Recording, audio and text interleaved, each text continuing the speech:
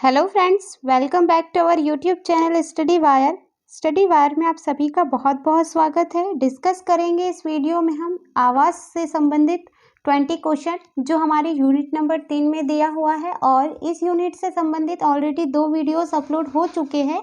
अगर आप लोगों ने अभी तक उन वीडियोस को नहीं देखा है तो सबसे पहले आप उन वीडियोस को देख लीजिए और ये हमारी यूनिट नंबर 3 का तीसरा लेक्चर। ठीक है, तो वीडियो में अंत तक बने रहिए। अगर आपको वीडियो पसंद आता है तो प्लीज़ लाइक कीजिए। चैनल पर अगर आप पहली बार हो तो सब्सक्राइब कीजिए और अपने मित्रों के साथ इसे ज़्यादा से ज़्यादा शेयर कीजिए। तो हमारे सेशन की ओर हम चलते हैं। हमारे सेशन में रहेंगे 20 क्वेश्चन, जिसका पहला क्वेश्चन है उसकी बात हम यहाँ पर कर लेते हैं। ठीक है, क्वेश्चन नंबर फर्स्ट, स्वास्थ्यप्रद मकान वह है जिसमें ऑप्शन नंबर ए शुद्ध हवा तथा रोशनी का आवागमन हो, ऑप्शन नंबर बी गंदी हवा को निकलने के लिए रोशनदान हो, ऑप्शन नंबर सी नालियाँ साफ व ढकी हुई हो और यह सभी। ठीक है, स्वास्थ्यप्रद मकान क्या होता है, मतलब कि यहाँ पर 3 विशेषताएं दी हुई है। हमको बताना है कि तीनों में से कौन सी सही है, परंतु यहाँ तीनों की तीनों सही है, इसलिए हम क्या करेंगे, यह सभी आंसर लगा देंगे। बहुत ही सिंपल सा ये क्वेश्चन है। ठीक है, बढ़ते अगले प्रश्न की ओर। हमारा जो अगला प्रश्न है वह है प्रश्न नंबर 2। ठीक है, प्रश्न नंबर 2, मरुस्थल में रहने वाले जंतु दिन के अधिक ताप से बचने के लिए करते हैं, मतलब क्या करते हैं, हमें यहाँ पर पूछा गया है। मरुस्थल में रहने वाले जंतु दिन के अधिक ताप से बचने के लिए क्या करते हैं। ऑप्शन नंबर ए जल में डूबे रहते हैं, ऑप्शन नंबर बी वृक्षों के नीचे बैठे रहते हैं, ऑप्शन नंबर सी भूमि के नीचे रहते हैं, ऑप्शन नंबर डी इनमें से कोई नहीं। ठीक है, जो मरुस्थल होता है तो वहाँ पे जो रहने वाले जंतु है वहाँ पर अधिक तापमान रहता है। ठीक है, क्योंकि वर्षा बहुत ही कम होती है, नम वातावरण वहाँ पर नहीं रहता है, गर्म वातावरण रहता है। तो अधिक ताप से बचने के लिए क्या करते हैं, जल में डूबे रहते हैं। जल में तो डूबे रह ही नहीं सकते क्योंकि वहाँ जल होता ही नहीं है। ठीक है, वृक्षों के नीचे बैठे रहते हैं, नहीं। ठीक है, जो जंतु है ज़रूरी नहीं है कि वृक्षों के नीचे बैठे रहे। ठीक है, तो वो क्या करते हैं, भूमि के नीचे रहते हैं। भूमि के नीचे रहते हैं मतलब जैसे कि ये रेत है तो रेत के नीचे क्या करेंगे, वो रेत के नीचे वो दिन के समय अपने आप को सिक्योर करने के लिए क्या कर रहेंगे, वो रेत के नीचे रहेंगे। ठीक है, भूमि के नीचे रहेंगे। तो यहाँ पर क्या हो जाएगा, हमारा option number C right answer हो जाएगा। ठीक है, बढ़ते अगले प्रश्न की ओर। हमारा जो अगला प्रश्न है बहुत ही सिंपल सा क्वेश्चन है। निम्न में से भवन निर्माण में प्रयुक्त सामग्री है। ऑप्शन नंबर ए ईंट पत्थर एस्बेस्टस की चादरें, ऑप्शन नंबर सी सीमेंट चूना पत्थर और उपयुक्त सभी। तो सभी हम भवन निर्माण में उपयोग करते हैं, जैसे ईंट पत्थर भी करते हैं, एस्बेस्टस की चादरें भी करते हैं, सीमेंट और चूना पत्थर भी करते हैं और उपयुक्त सभी। ठीक है, तो यहाँ पर ऑप्शन नंबर डी आ जाएगा हमारा आंसर। ओके, बढ़ते अगले प्रश्न की ओर। हमारा जो अगला प्रश्न है फ्रेंड्स वो है हमारा प्रश्न नंबर 4। ओके, निम्नलिखित में से कौन सा पत्थर राजस्थान में घरों के फर्श बनाने में उपयोग नहीं किया जाता है। ठीक है, निम्नलिखित में से कौन सा पत्थर राजस्थान के घरों में फर्श बनाने के लिए उपयोग में नहीं किया जाता है। ठीक है फ्रेंड्स, तो जैसा कि आप लोगों को पता है कि राजस्थान मतलब कैसा एरिया है, या आपने इसके पहले भी बहुत बार पढ़ा होगा कि राजस्थान किस प्रकार का राज्य है। ठीक है, तो यहाँ पर जो घर बनते हैं, ठीक है, तो यहाँ पर हम एक चीज़ ये देख लेते हैं कि गर्म जलवायु होती है यहाँ की। ठीक है, गर्म जलवायु होती है राजस्थान की, मतलब यहाँ पर क्या होता है, ठंडा प्रदेश नहीं है, ये गर्म प्रदेश है। ठीक है, तो यहाँ पर जो घर बनते हैं उसका फर्श बनाने के लिए क्या उपयोग नहीं किया जाता है। ऑप्शन नंबर ए संगमरमर, ऑप्शन नंबर बी घिया पत्थर, option number C Kota stone, option number D sandstone. ठीक है, तो यहाँ पर घिया पत्थर या सेलखड़ी, ठीक है, घिया पत्थर या सेलखड़ी का उपयोग यहाँ पर राजस्थान में घरों के फर्श बनाने में नहीं करते हैं, मतलब कि ये जो 3 चीज़ें दी हुई है इनका उपयोग करते हैं। तो यहाँ पर आप याद रख लीजिए, संगमरमर का भी उपयोग वो करते हैं, कोटा स्टोन का भी करते हैं, सैंड स्टोन का भी करते हैं, परंतु घिया पत्थर का उपयोग वो नहीं करते हैं। ठीक है, तो एक क्वेश्चन से कम 2 फैक्ट हमारे रेडी हो जाते हैं। देखिए, क्वेश्चन ऐसा भी आ सकता है कि फर्श बनाने में उपयोग किया जाता है, तो ये भी ऑप्शन आ सकते थे उसमें। ठीक है, परंतु घिया पत्थर का उपयोग नहीं किया जाता है। तो यहाँ पर क्या आ जाएगा फ्रेंड्स, हमारा सही answer option number B. Okay, बढ़ते अगले प्रश्न की ओर। हमारा जो अगला प्रश्न है वो है प्रश्न नंबर 5। दक्षिण अफ्रीका में जुलू जाति के लोग अधिवास बनाते हैं। ठीक है, दक्षिणी अफ्रीका मतलब कि जो दक्षिण अफ्रीका है वहाँ पर जो जुलू जाति के लोग अधिवास बनाते हैं। तो ऑप्शन नंबर ए पंखा प्रारूपीय, ऑप्शन नंबर बी अनाकार प्रारूपीय, ऑप्शन नंबर सी सीढ़ीनुमा प्रारूपीय और ऑप्शन नंबर डी मधुमक्खी प्रारूपीय। ओके, तो जो जुलू जनजाति है, जुलू जाति है, उसके जो लोग हैं वो क्या करते हैं, घर यानी कि अधिवास कैसा बनाते हैं, मधुमक्खी प्रारूपीय। जैसा कि ये पेड़ है और पेड़ पर वो क्या करते हैं, अपना अधिवास बनाते हैं मधुमक्खी प्रारूपीय टाइप का। ठीक है, या उनका जो अधिवास होता है वो मधुमक्खी प्रारूपीय होता है, आपको इतना याद रखना है। ओके, बढ़ते अगले प्रश्न की ओर। हमारा जो अगला प्रश्न है वो है प्रश्न नंबर 6। ठीक है, प्रश्न नंबर 6। झोपड़ी के छत में लकड़ी के फट्टे को, ठीक है, झोपड़ी की छत में लकड़ी के फट्टे को दीमक से बचाने के लिए बीच में कौन सी लकड़ी प्रयुक्त की जाती है।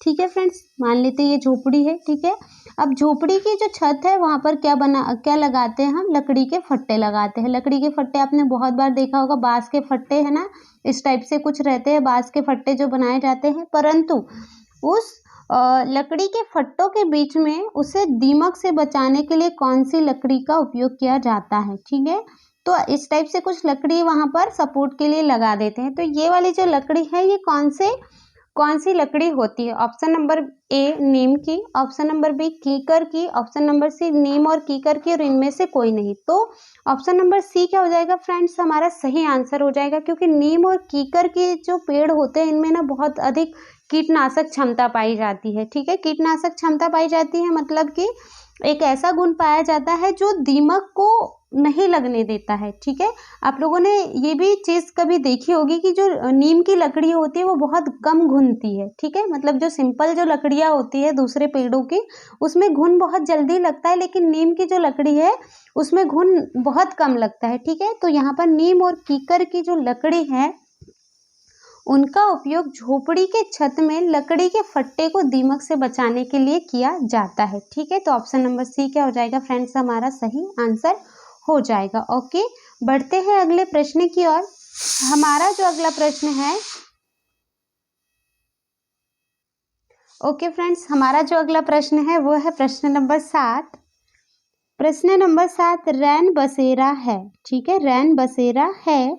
ऑप्शन नंबर ए गर्म स्थानों से ठंडे स्थानों पर जाना, ऑप्शन नंबर बी ठंडे स्थानों से गर्म स्थानों पर जाना, ऑप्शन नंबर सी आपातकालीन स्थिति में सुरक्षित स्थानों पर अस्थायी बस्तियां, और ऑप्शन नंबर डी अनाथ लोगों के लिए उपलब्ध निवास। ठीक है, तो रैन बसेरा क्या है, ये मतलब प्राय बहुत सारी सिटीज़ में आप लोगों को देखने के लिए मिला होगा रैन बसेरा। ठीक है, ऐसा कुछ बोर्ड भी लिखे हुए रहते हैं जहाँ पर ये आवास रहता है वहाँ पर। ठीक है, रैन बसेरा तो ये होता है आपातकालीन स्थिति में सुरक्षित स्थानों पर अस्थायी बस्तियां। ठीक है, ये क्या होता है, आपातकालीन स्थिति में सुरक्षित स्थानों पर अस्थायी बस्तियां जो होती है वो होती है रैन बसेरा। इसमें क्या होता है, जैसे कि कोई भी आपातकाल की स्थिति हो, जैसे कोई हॉस्पिटल हो या उसके आसपास ऐसे कुछ प्लेस रहती है जहाँ पर आपातकाल में व्यक्ति रह सकता है। ठीक है, अस्थायी बस्तियां ये होती है और ये होती है रैन बसेरा। ठीक है, तो यहाँ पर ऑप्शन नंबर सी क्या हो जाएगा फ्रेंड्स, हमारा सही आंसर हो जाएगा। ओके, बढ़ते अगले प्रश्न की ओर। हमारा जो अगला प्रश्न है वो है प्रश्न नंबर 8। पर्वतीय आवासों में पाए जाने वाले जीव जंतुओं की विशेषता है। पर्वतीय आवासों में पाए जाने वाले जीव जंतुओं की विशेषता है। ऑप्शन नंबर ए इनकी त्वचा मोटी होती है, ऑप्शन नंबर बी इनकी त्वचा पर बड़े बड़े बाल होते हैं, इनके खुर बहुत मजबूत होते हैं, और ऑप्शन नंबर डी यह सभी। ठीक है, तो ये जो सारी विशेषताएं दी हुई है ये सभी जो है पर्वतीय आवासों पर पाए जाने वाले जंतुओं की विशेषता है। ठीक है, क्योंकि इनकी त्वचा मोटी भी होती है, त्वचा पर बड़े बड़े बाल भी होते हैं और खुर इनके बहुत अधिक मजबूत भी होते हैं, क्योंकि इनका जो अनुकूलन होता है मतलब अपने एरिया के अकॉर्डिंग इनकी जो बॉडी में चेंजेस होते हैं या इनकी बॉडी के कुछ फीचर्स कहना चाहिए या विशेषताएं कहना चाहिए, वो इसी टाइप की रहती है पर्वतीय आवासों में पाए जाने वाले जीवों की। ठीक है, तो यहाँ पर सभी आंसर आ जाएगा, यह सभी। ओके, बढ़ते अगले प्रश्न की ओर। हमारा जो अगला प्रश्न है वो है प्रश्न नंबर 9। ठीक है, यस, मानव ने अपने निवास एवं कार्य करने के उद्देश्य से निम्नलिखित में से किसे बनाया था? ठीक है, मानव ने अपने निवास एवं कार्य करने के उद्देश्य से निम्नलिखित में से किसे बनाया था? ऑप्शन नंबर ए अधिवास, ऑप्शन नंबर बी खेत, ऑप्शन नंबर सी चारागाह और ऑप्शन नंबर डी आखेट क्षेत्र। ठीक है, तो फ्रेंड्स अधिवास यानी होता है निवास करना, कार्य करना, मतलब एक स्थान ऐसा जहाँ पर व्यक्ति निवास भी करता है और कार्य भी करता है, ये हो गया अपना अधिवास। ठीक है, तो यहाँ पर आंसर की अगर बात करें तो आंसर आ जाएगा हमारा ऑप्शन नंबर ए खेत। खेत में भी व्यक्ति काम करता है परंतु वह आवास नहीं करता है यानी रहता नहीं है। चारागाह जो होता है एक ऐसा स्थान होता है जहाँ पर पशुओं के लिए चारा होता है। ठीक है, वहाँ पर किसी भी प्रकार की खेती नहीं की जाती है, पशुओं के लिए चारा रखा जाता है वहाँ पर। तो ये हो गया अपना चारागाह। ऑप्शन नंबर डी आखेट क्षेत्र। ठीक है, जो आखेट क्षेत्र होते हैं ना, ऐसे क्षेत्र होते हैं जिसमें रहने वाले जीवों को सुरक्षा प्रदान की जाती है। ठीक है, मतलब अगर कोई ऐसा क्षेत्र है जहाँ पर कोई भी जीव रह रहा है, हाथी रह रहा है, शेर रह रहा है, जो भी जीव जंतु है उनको क्या की जाती है, सुरक्षा प्रदान की जाती है। और वो ना एक राज्य सरकार के द्वारा उसे घोषित कर दिया जाता है कि ये इतना जो क्षेत्र है वो आखेट क्षेत्र है। ठीक है, तो ये हो गया आखेट क्षेत्र। जैसे हमारे राष्ट्रीय उद्यान और अभ्यारण्य टाइप का जो कुछ रहता है उसी से रिलेटेड है ये भी। ठीक है, तो आखेट क्षेत्र नहीं है क्योंकि मानव ने अपने निवास एवं कार्य करने के उद्देश्य से अधिवास को बनाया। ओके, तो यहाँ पर हमारा आंसर हो जाएगा ऑप्शन नंबर ए। ठीक है, बढ़ते हैं अगले प्रश्न की ओर। हमारा जो अगला प्रश्न है फ्रेंड्स वो है प्रश्न नंबर 10। ठीक है, बुशमैन जाति के लोग निम्नलिखित में से किस प्रकार के अधिवास बनाते हैं? ठीक है, बुशमैन जाति। ठीक है, बुशमैन जाति के लोग निम्नलिखित में से किस प्रकार के अधिवास बनाते हैं? ओके, तो ये बुशमैन एक जाति होती है और ये क्या करते हैं, शिकार की तलाश में ना बहुत अधिक घूमते रहते हैं। ठीक है, शिकार की तलाश में बहुत अधिक घूमते रहते हैं और मतलब इस शिकार की तलाश के कारण वो क्या करते हैं, अस्थायी अधिवास बनाते हैं, मतलब वो स्थायी रूप से एक जगह नहीं रहते हैं। ठीक है, बुशमैन जाति के लोग। तो यहाँ पर हमारा ऑप्शन नंबर सी जो है ना सही आंसर आ जाएगा। पूंजीता अधिवास, स्थायी अधिवास, कृषि गृह, तो ये सारे ऑप्शन इसके नहीं आएंगे। यहाँ पर ऑप्शन नंबर क्या आ जाएगा फ्रेंड्स, सी आंसर हमारा सही आ जाएगा। ठीक है, बुशमैन जाति के जो लोग हैं वो क्या करते हैं, शिकार के तलाश में इधर उधर घूमते रहते हैं और इस कारण से वो किसी भी प्रकार के स्थायी अधिवास में नहीं रहते हैं, वो अस्थायी अधिवास में रहते हैं। ठीक है, और यहाँ पर अगर हम बात करें इन जाति के लोगों की तो ये क्या करते हैं, शिकार को ना बहुत अधिक दूरी से ही देख लेते हैं। ठीक है, अगर आप नेट पर सर्च करोगे तो इनकी कुछ पिक्चर्स भी आ जाएगी और 60 मीटर से भी अधिक दूरी पर ये क्या कर लेते हैं, उन्हें महसूस कर लेते हैं अपने शिकार को। ठीक है, और शिकार की तलाश में इधर उधर घूमते रहते हैं। ओके, तो ये हो गया हमारा आंसर नंबर सी। बढ़ते अगले प्रश्न की ओर। हमारा जो अगला प्रश्न है फ्रेंड्स वो है प्रश्न नंबर 11। निम्नलिखित में से कौन सी जाति स्थायी अधिवासों का निर्माण करती है? ठीक है, यहाँ आदिवासियों नहीं है, यहाँ पर क्या है, अधिवासों है। ठीक है फ्रेंड्स, थोड़ा सा यहाँ पर टाइपिंग मिस्टेक हुआ है। स्थायी अधिवासों का निर्माण करती है। Option number A Eskimo, option number B Kyrgyz, option number C अरब के बद्दू और ऑप्शन नंबर डी संथाल। ठीक है, तो यहाँ पर जो है स्कीमो ये एक साइबेरिया टुंड्रा प्रदेश में पाई जाने वाली जनजाति है। ठीक है, ये अब यहाँ पर देखें तो यहाँ आंसर ये नहीं है, आंसर की अभी हम बात कर लेते हैं किर्गिज। ठीक है, किर्गिज भी आंसर नहीं है। अरब के बद्दू, जो अरब के बद्दू है ना वो क्या है, अरब एक मानव जाति है और ये अरबी मानव जाति है ये एक प्रकार की। ठीक है, मतलब अरब में ही रहते हैं ये लोग। और संथाल जो है एक बहुत ही बड़ी आदिवासी समुदाय है, सबसे बड़ा आदिवासी समुदाय अगर जिसे कहेंगे हम तो वो है संथाल। ठीक है, तो यहाँ पर थोड़ा सा आप याद रख लीजिए, सबसे बड़ा आदिवासी समुदाय जो है ना वो क्या है, संथाल है। और ये संथाल ही हमारा आंसर है। हमारे क्वेश्चन को एक बार फिर से रीड कर लेते हैं। निम्नलिखित में से कौन सी जाति स्थायी अधिवासों का निर्माण करती है? तो संथाल। ठीक है, संथाल जो है बहुत बड़ा आदिवासी समुदाय है और यही क्या करती है, स्थायी अधिवासों का निर्माण करती है। ओके फ्रेंड्स, तो ये हो गया हमारा आंसर। बढ़ते अगले प्रश्न की ओर। हमारा जो अगला प्रश्न है बहुत ही सिंपल सा क्वेश्चन है। प्रारंभिक मनुष्य निवास करते थे खुले मैदानों में, ऑप्शन नंबर बी गुफाओं कंदराओं में, ऑप्शन नंबर सी शहरों में और गाँव में। ठीक है, तो गुफाओं और कंदराओं में कौन निवास करते थे? प्रारंभिक मनुष्य, जो आदि मानव जो रहते थे, जैसे पाषाण युग के जो मनुष्य थे या जो भी पुराने समय में जो मनुष्य थे, ठीक है, तो वो गुफाओं और कंदराओं में निवास करते थे। ओके, बढ़ते अगले प्रश्न की ओर। हमारा जो अगला प्रश्न है वह प्रश्न नंबर 13, ढाल वाली छत का निर्माण होता है। ठीक है, ढाल वाली छत का निर्माण होता है मतलब कौन सी जगह पर ढाल वाली छत रहती है वो हमको बताना है। ऑप्शन नंबर ए ठंडे प्रदेशों में, ऑप्शन नंबर बी गर्म प्रदेशों में, ऑप्शन नंबर सी अत्यधिक वर्षा वाले क्षेत्रों में, ऑप्शन नंबर डी जंगली क्षेत्रों में। ठीक है, तो अत्यधिक वर्षा वाले क्षेत्रों में क्या होता है, ढाल वाली छतों का निर्माण किया जाता है ताकि वर्षा का जो पानी है वो सीधा छत के मतलब इस टाइप से वो ऐसा चला जाए। ठीक है, तो ढाल वाली छतों का निर्माण वहां पर किया जाता है अत्यधिक वर्षा वाले क्षेत्रों में। तो ये हो गया फ्रेंड्स हमारा सही आंसर। ओके, बढ़ते अगले प्रश्न की ओर। यहाँ पर थोड़ा सा आप याद रख लीजिए, असम जैसा जो राज्य है वहाँ पर ढाल वाली छतों का निर्माण किया जाता है। और असम में पता है घर कैसे होते हैं, 10 से 12 फीट ऊंचे बांस के लकड़ी के खंभों पर बनाए जाते हैं। ठीक है, अंदर बाहर से दोनों लकड़ी के होते हैं ये, और इस तरीके से 10 से 12 फीट ऊंचे बांस के खंभों पर बनाया जाता है। ठीक है, तो थोड़ा सा ये अत्यधिक वर्षा वाले क्षेत्रों से थोड़ा याद रख लीजिए। ओके, बढ़ते अगले प्रश्न की ओर।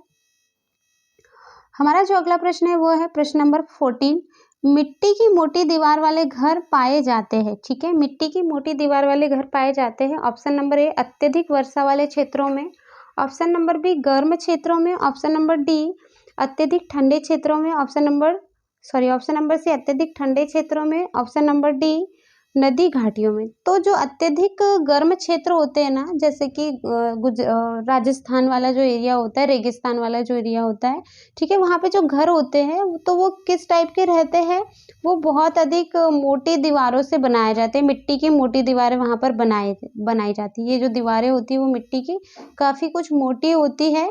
ठीक है, और इस तरीके से वहाँ पर घर होते हैं।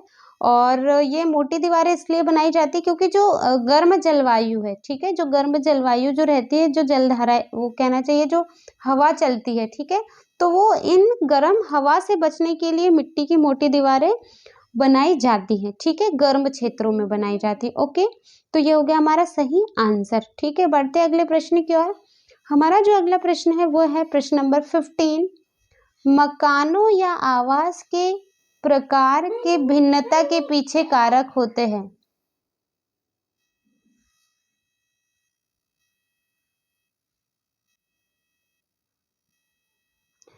ओके फ्रेंड्स, ये हमारा क्वेश्चन नंबर 15 यहाँ पर दिया हुआ है, मकानों और आवास के प्रकार के भिन्नता के पीछे कारक होते हैं। मकानों या आवास के प्रकार के भिन्नता के पीछे कारक होते हैं, मतलब जो मकान है वो डिफरेंट डिफरेंट टाइप के बनाते हैं। ठीक है, यानी कि कोई मकान बहुत बड़ा होता है, किसी राज्य में दूसरे टाइप के मकान बनाए जाते हैं, बहुत मतलब एरिया के अकॉर्डिंग भी मकान बनाए जाते हैं। तो भिन्नता के पीछे कारक हमको बताना है, क्या कारक होते हैं। ऑप्शन नंबर ए आवास निर्माण में प्रयुक्त सामग्रियों की सहज उपलब्धता, बिल्कुल ये भी कारक हो सकता है, क्योंकि आवास निर्माण में प्रयुक्त जो सामग्री होती है जैसे ईंट, पत्थर, सीमेंट इत्यादि का प्रयोग करेंगे तो हम पक्के हाउसेस बना सकेंगे, और अगर हम मिट्टी का प्रयोग करेंगे, ठीक है, लकड़ी का प्रयोग करेंगे तो हम कच्चे हाउस बनाएंगे। ठीक है, तो ये प्रयुक्त सामग्री बिल्कुल है। ठीक है, भूमि की बनावट भी बिल्कुल है, क्योंकि देखो भूमि जैसी रहेंगी उसी तरीके से क्या बनाए जाएंगे, घर बनाए जाएंगे। और ऑप्शन नंबर सी जलवायु दशाएं, ये भी बिल्कुल इफेक्टिव कारक है, क्योंकि अगर जलवायु गर्म है तो हम गर्म जलवायु के अकॉर्डिंग ही क्या बनाएंगे, हमारा हाउस बनाएंगे। और जैसे अगर ठंडी जलवायु है, जैसे कि जो ठंडा वाला जो एरिया होता है जहाँ पर बर्फ गिरती है, तो वहाँ पर हम हमारे नॉर्मल घर बनाकर रहेंगे तो वहाँ पर बिल्कुल हम सरवाइव नहीं कर पाएंगे। तो जलवायु दशाओं के को आधार मानकर भी हम घर बनाते हैं। ठीक है, तो उपयुक्त सभी जो फैक्टर्स है, सभी जो कारक है वो मकानों या आवास के प्रकार पर निर्भर करते हैं। मतलब ये सभी जो फैक्टर है ये उन पर क्या करते हैं, इफेक्टिव होते हैं, पीछे कारक होते हैं। ठीक है, बढ़ते अगले प्रश्न की ओर। हमारा जो अगला प्रश्न है वो है प्रश्न नंबर 16, आंगन की नाली को प्रतिदिन धोना चाहिए। ठीक है, आंगन की नाली मतलब हमारे घर की नाली को प्रतिदिन धोना चाहिए। ऑप्शन नंबर ए डीडीटी पाउडर से, ऑप्शन नंबर बी चूने से, ऑप्शन नंबर सी फिनाइल से, और ऑप्शन नंबर डी गर्म पानी से। जो फिनाइल डाला जाता है, अधिकांशतः फिनाइल यूज़ किया जाता है आंगन की नाली को साफ करने के लिए। ठीक है, तो यहाँ पर फिनाइल हमारा आंसर हो जाएगा फ्रेंड्स। बढ़ते अगले प्रश्न की ओर। हमारा जो अगला प्रश्न है वो है प्रश्न नंबर 17। रसोई घर की सफाई में सर्वाधिक महत्व है। ठीक है, रसोई घर जो हमारा किचन होता है उसकी सफाई हमें ऑप्शन नंबर ए दैनिक सफाई करना चाहिए, ऑप्शन नंबर बी साप्ताहिक, ऑप्शन नंबर डी मासिक और या वार्षिक। ठीक है, वो मासिक और वार्षिक तो बिल्कुल भी नहीं, साप्ताहिक भी बिल्कुल भी नहीं, दैनिक ही हमें हमारे किचन की सफाई करना चाहिए। ठीक है, बहुत ही सिंपल सा क्वेश्चन है। और तो यहाँ पर हमारा ऑप्शन नंबर ए क्या हो जाएगा, सही आंसर हो जाएगा। ठीक है, बढ़ते हैं अगले प्रश्न की ओर। प्रश्न नंबर 18 जो है वो आवास रक्षा करता है सर्दी से, गर्मी से, वर्षा से, इन सभी से। ठीक है, बहुत ही सिंपल सा क्वेश्चन है। बढ़ते अगले प्रश्न की ओर। मतलब कि यहाँ पर जो आंसर है वो हमारा डी रहेगा। ठीक है, जो अगला प्रश्न है उसकी बात हम कर लेते हैं। ठीक है, तो ये है प्रश्न नंबर 19। परिवेश की सफाई का तरीका या तरीके हैं।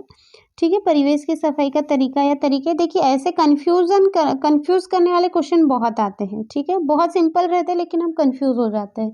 तो ऑप्शन नंबर ए, शौच का स्थान पानी के स्रोत के पास होना चाहिए, बिल्कुल नहीं होना चाहिए। ठीक है, शौच का जो स्थान मतलब जो हमारा शौचालय है वो क्या पानी के स्रोत के पास होना चाहिए, नहीं। तो ये तो बिल्कुल ही गलत हो जाएगा। ऑप्शन नंबर बी, घरों के आसपास गंदे पानी को इकट्ठा नहीं होने देना चाहिए, बिल्कुल नहीं होने देना चाहिए, तो ये सही हो जाएगा। ठीक है, ऑप्शन नंबर सी, पानी की नालियों में ब्लीचिंग पाउडर, मिट्टी का तेल, फिनाइल आदि डालना चाहिए, तो ये भी सही है। ठीक है, मतलब बी और सी हमारा क्या है, सही है। और यहाँ पर डी में दिया हुआ ए और बी। ठीक है, तो क्या है हमारा ए और बी दोनों, सॉरी ए और बी दोनों, तो ए और बी तो दोनों होगा नहीं। ठीक है, तो अभी देख लेते हैं और कोड दिया है क्या नहीं दिया हुआ है। तो यहाँ पर हम देख लेते हैं क्या हो जाएगा हमारा आंसर। ये है फ्रेंड्स हमारा क्वेश्चन नंबर 19। ठीक है, तो इस पर हम बात कर लेते हैं।